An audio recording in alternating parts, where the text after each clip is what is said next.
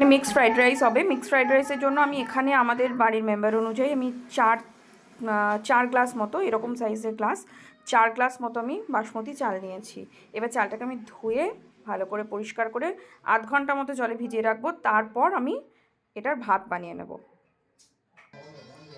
এখানে আমি ভাতটা বানিয়ে নিয়েছি। এবার আমি ভাতটা হয়ে গেছে, দেখতেই পাচ্ছেন কীরকম ঝরঝরে ভাত হয়েছে, দেখতেই পাচ্ছেন ঝরঝরে ভাত হয়ে গেছে। এবার এই ভাতটা হয়ে গেছে। এবার ভাতটার সাথে আমি এখানে চিংড়ি মাছ আছে, এখানে 1 কেজি মতো চিংড়ি মাছ আছে, আর আমি নিয়েছি তার সাথে 4টে ডিম। আচ্ছা, মিক্সড ফ্রাইড রাইসে আমি চিকেন দিচ্ছি না, যেহেতু আমার বড় জাত, মানে আমার দিদি ভাই, আমার বড় জাত যেহেতু চিকেন খায় না, যার জন্য আমি এটা প্রন আর আমি এগ দিয়েই বানাবো। আর সবজিও কেটে রেখেছি, কিছু মটরশুঁটি দিয়েছি, বিনস দেখতেই পাচ্ছেন আপনারা, এই যে বিনস আছে আর তার সাথে গাজর আছে। আর আমি সবজি কিছু দেবো না। এবার আমি কড়াইটা চাপাই, আপনারা আস্তে আস্তে দেখতে থাকুন। আমি এখানে কড়াই চাপিয়ে দিয়েছি, ননস্টিকের কড়াই হবে। ননস্টিক অ্যাকচুয়ালি এটা কড়াই না, অ্যাকচুয়ালি এটা বিরিয়ানি পট আমার। তো আমি এটার মধ্যেই বানাবো, যেহেতু আমরা বাড়িতে অনেকজন মেম্বার আছি, যার জন্য এটাতে আমার ভালো করে হয়ে যাবে আর কি। তো বিরিয়ানি পটটা আমি বসিয়ে দিয়েছি, কড়াইটা বসিয়ে দিয়েছি। এবার এটাতে আমি সাদা তেল দেব।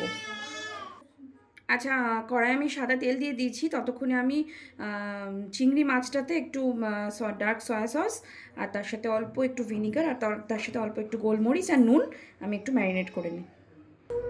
চিংড়ি মাছটা নিয়ে নিচ্ছি।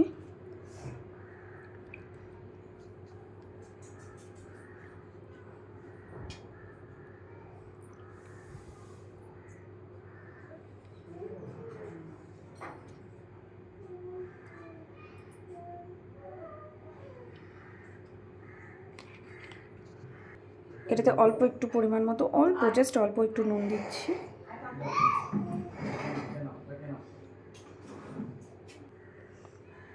সামান্য একটু গোলমরিচের গুঁড়ো দিচ্ছি,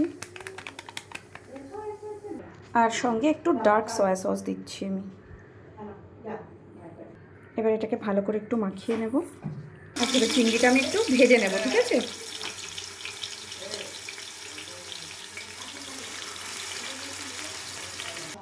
আচ্ছা, আমি বলেছিলাম 4টে ডিম লাগবে, বাট আমার মনে হচ্ছে যে পরিমাণ অনুযায়ী আরও 2টো ডিম আমাকে অ্যাড করতেই হবে। তো আমি টোটাল 6টা ডিম দিচ্ছি। টোটাল 6টা ডিম আমি দিচ্ছি।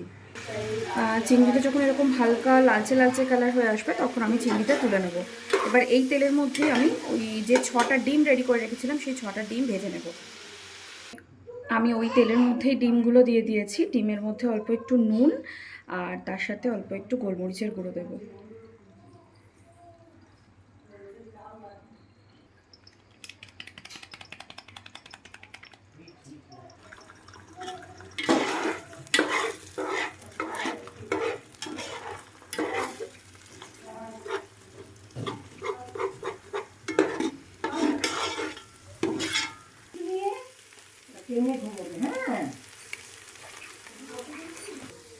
আমার ডিমটা ভাজা হয়ে গেছে, আমি ডিমটা তুলে নিই।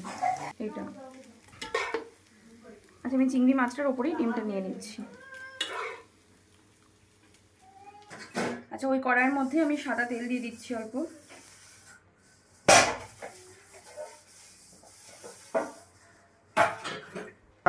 আচ্ছা, এই সাদা তেলটার মধ্যে আমি অল্প জাস্ট একটু সামান্য মতো আমুল বাটার দিয়ে দেবো। স্টার্ট। আচ্ছা, এটার মধ্যে বাটারটা দিয়ে দিচ্ছি। স্টার্ট। আচ্ছা, এটার মধ্যে ভীষণ সামান্য একটু জিরে আমি ফোড়নে দিচ্ছি।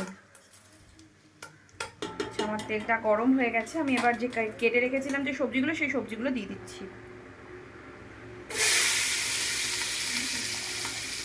স্টার্ট। সবজিটা এবার ভেজে নেব ভালো করে।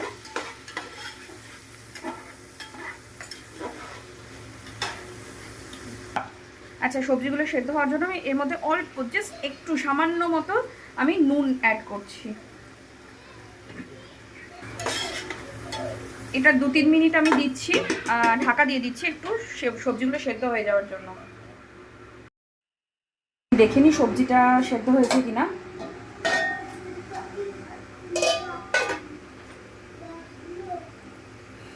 হ্যাঁ, আমার সবজি বেশ ভালোভাবেই সেদ্ধ হয়ে গেছে। এবার আমি ভাতটা দিয়ে দেবো। আচ্ছা, আমি এখানে ভাতটা অলরেডি করে রেখে দিয়েছি, আপনাদেরকে অলরেডি আগেই দেখিয়ে দিয়েছি। এবার এই ভাতটা আমি দিয়ে দিচ্ছি।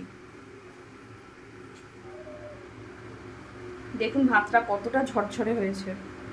ভাতটা দিয়ে দিয়েছি, এবার আমি নেড়ে দিই একটু।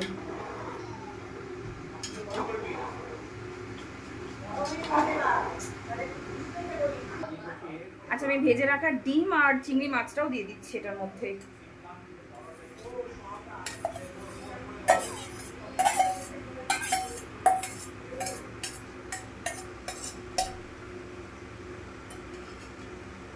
এবার এটাতে সামান্য স্বাদ মতো একটু নুন দিচ্ছি, বেশি দেবো না, তার কারণ হচ্ছে ডিমে আমার সবজিতে আর অলরেডি চিংড়ি মাছের মধ্যে নুন যেহেতু দেওয়া ছিল, জাস্ট একটু সামান্য স্বাদের জন্য আমি নুন দিয়ে দিচ্ছি। আর এটার মধ্যে দেবো একটু ডার্ক সয়া সস, একটার মধ্যে একটু ডার্ক সয়া সস আমি দিয়ে দিচ্ছি, ভীষণ সামান্য দেবো, একদম অল্প, বেশি না।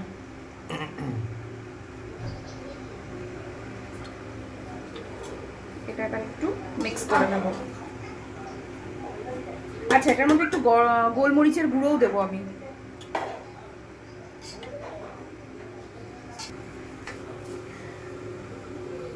একটু গোলমরিচের গুঁড়ো দিয়ে দিচ্ছি।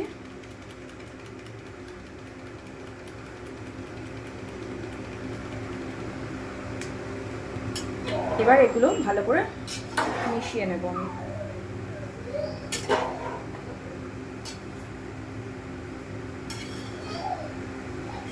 আপনারা বানিয়ে একবার খেয়ে দেখবেন আমার রেসিপিটা, নিশ্চয়ই আপনাদের ভালো লাগবে। আমার বাড়িতে তো এটা সবাই খুব ভালোবাসে।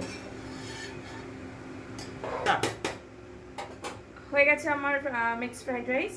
এবার আমি এটা জায়গাতে তুলে নেব।